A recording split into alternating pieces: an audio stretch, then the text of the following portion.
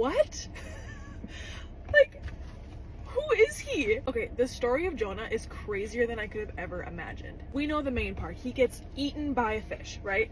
But now he got spit out. He went to Nineveh and preached against them. He's basically like, you were going to be overthrown because you're evil. And then what's amazing is that the people turn to God. The king is like, we're going to repent. We are going to turn from our sinful ways. And maybe this God that we don't know is gracious and compassionate enough to save us. You think that's the end of the story? It's not. This man, Jonah. Someone needs to sit down with this man and be like, what?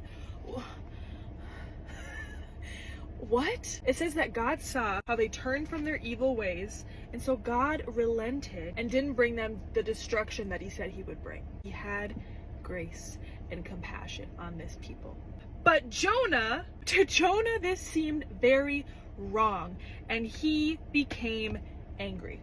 He was angry at the grace of God. He was angry at the compassion that God brought. He then says, Lord, this is why I fled. I knew that you were a gracious and compassionate God, slow to anger and abounding in love. So I knew that this is what you were going to do. That's why I fled. Basically, he's saying, I do not want these people to be saved. I want them to be overthrown. I want them to have destruction. He's so mad that he says, Lord, take away my life, because it's better that I die. What? Who is he? But the Lord replied, is it right for you to be angry? It's so crazy to me that Jonah was angry at God for being a compassionate, gracious, abounding in love God. God asks, is it right for you to be angry? This is a question we need to ask ourselves. How do I feel about God's grace towards others, towards certain people, places, nations, or even God's favor on certain people? I could see someone else and how they're gifted, and I can be jealous of that. Like, why did God give them that gift and not me? Is it right for us to be jealous and angry? Do we pick and choose who we think God's compassion and grace should be upon? That when it comes to a specific person, maybe something someone's done and we think that person does not deserve God's compassion.